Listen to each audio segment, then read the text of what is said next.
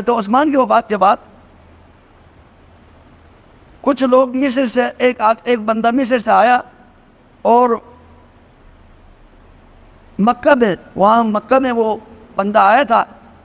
کعبہ کے سامنے حضرت عبداللہ بن عمر بیٹھے ہوئے تھے. حضرت عمر کا جو بیٹا ہے عبداللہ بن عمر رضی اللہ عنہ وہ بیٹھے ہوئے. اس نے جب لوگوں کو دیکھا کہ سارے لوگ اس ایک آدمی کے پیچھے ایک بزرگ کے پیچھے بیٹھے ہوئے ہیں, سب اسی کو درمیان میں رکھ کر اس کے حلقے میں بیٹھے ہوئے ہیں, تو پھر اس آدمی نے پوچھا یہ بندہ کون ہے؟ مصر سے جو آیا ہوا تھا. اس نے کہا یہ بندہ کون ہے؟ تو لوگوں نے کہا یہ تو عبداللہ بن عمر ہے, صحابی رسول ہے.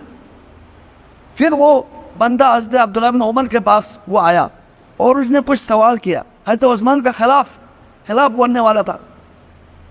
اس نے حضرت عبداللہ بن عمر سے کچھ سوال کیا. ان میں سے پہلا سوال یہ تھا کہ اس نے کہا کہ میں آپ صحابی رسول ہے, میں آپ سے 3 سوال کروں گا, مجھے آپ سے یہ جواب چاہیے. تو انہوں نے کہا کہ کیا حضرت عثمان احد کے دن احد کے میدان سے وہ بھاگا تھا نا؟ تو حضرت عبداللہ بن عمر نے کہا ہاں, اس سے یہ ہو گیا تھا کہ وہ جو میدان چھوڑ کر تھوڑا سا پیچھے چلے گئے تھے. پھر اگلا سوال کیا کہ یہ حضرت عثمان بدر میں بھی شریک نہیں تھے, یہ بھی صحیح ہے نا؟ تو انہوں نے کہا کہ جی ہاں وہ بدر میں شریک نہیں تھے. تیسرا سوال کیا کہ وہ بیعت الرضوان میں بھی وہ شریک نہ ہو سکا, وہ بھی اس میں بھی نہیں تھا, وہ بھی صحیح ہے نا؟ تو عبداللہ بن عمر نے کہا یہ بھی صحیح. اب وہ بہت خوش ہو گیا, میں نے 3 باتیں مجھے جواب مل گیا. اس نے کہا اللہ اکبر کہا, نعرے لگایا. تو حضرت عبداللہ بن عمر نے کہا زیادہ خوش نہ ہو, بیٹھو, ابھی میں تمہیں اس کا مزید جواب دوں گا. فرمایا کہ جنگ احد میں غزوہ احد میں چلو حضرت عثمان سے چلو غلطی ہو گئی, وہ دعا ایک حالت کس طرح بن گئی تھی کہ وہ اکثر صحابہ وہ میدان چھوڑ کر باہر چلے گئے تھے. لیکن بعد میں نبی علیہ السلام نے دوبارہ ان کو بلایا تو سب آ گئے تھے, سب پہنچ گئے تھے. اور اللہ تبارک و تعالیٰ نے خود قرآن مجید میں جن سے غلطی ہوئی تھی ان کے لیے اللہ تعالیٰ نے قرآن مجید میں آیت بنا کر بھیجا کہ لقد عفا اللہ عنہم, اللہ تعالیٰ نے ان سب سے معاف کیا, درگزر کیا. جب اللہ نے معاف کیا ہے, قرآن کی آیت بنایا ہے, جب اللہ نے انہیں درگزر کیا ہے, تو کون ہوتا ہے کہ تو اس پر خوش ہونے والا؟ اس پر تو خوش ہونے کی کوئی اس میں گنجائش نہیں ہے کہ قرآن میں اللہ نے ان کو معاف کیا ہے. قرآن کی آیت پر ہی ہے, تا قیامت تک لوگ اس کی تلاوت کریں گے. اللہ تعالیٰ نے ان کو معافی کا اعلان کیا ہے, تو اس پر خوش نہ ہو. اور جو دوسری بات تو نے جو دوسرا سوال جو تو نے کیا تھا کہ وہ بدر میں نہیں تھے, یہ تو بدر میں نہ ہونا یہ تو ان کے لیے اعزاز تھا. بدر میں کیوں نہیں تھے؟ وہ تو نبی علیہ السلام نے خود انہیں روکا تھا, مدینہ میں روکا تھا کہ وہاں آپ نبی علیہ السلام کی صاحبزادی جو حضرت عثمان رضی اللہ تعالیٰ کی جو اہلیہ تھی, بیوی تھی, وہ بیمار تھی, اسی وجہ سے نبی علیہ السلام کو چھوڑا تھا. بعد میں اللہ کے نبی نے ان کو یہ سنایا کہ تم بدری بھی ہو, بدر میں شریک صحابہ کرام کی طرح, اسی طرح تمہیں اجر بھی ملے گا, اور بدر میں جن کو غنیمت ملا ہے اس کا حصہ بھی آپ کو ملے گا, وہ حصہ بھی دیا تھا. اس پر خوش ہونے کی کیا ضرورت؟ اس میں تو اللہ کے نبی کی طرف سے ان کو خوشخبری ملی ہے. وہ بدر میں جو جتنے صحابہ تھے ان کی طرح ان کو اجر و ثواب بھی ملا ہے, مقام بھی ملا ہے, اور ان کو بدر میں جو غنیمت ملی تھی اس کا حصہ بھی ملا ہے.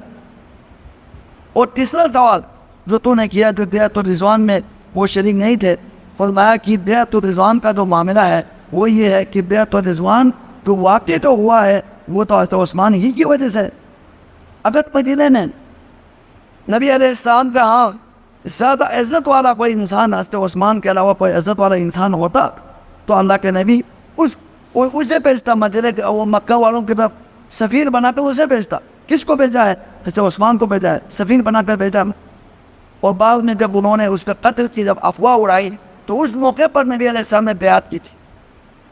اس موقع پر بیعت کی تھی. بیعت بھی اسی نے کی تھی کہ حضرت عثمان رضی اللہ تعالیٰ کی شہادت اور ان کے جو خون کا بدلہ ہم لے کے جائیں گے.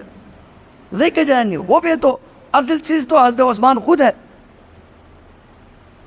بلکہ اس میں نبی علیہ السلام نے خود حضرت عثمان کی طرف سے بھی بیعت کی تھی. تو یہ 3 باتیں جو تم نے جو بیان کیا ہے, مجھ سے پوچھا ہے, یہ 3 باتیں اصل میں حضرت عثمان کی فضیلت والی باتیں ہیں, مقام والی باتیں ہیں. ان کو سختی سے رد کیا اور اس کو جو ہے لاجواب کیا. حضرت عثمان رضی اللہ تعالیٰ عنہ کے فضائل مناقب بہت ہی زیادہ ہے.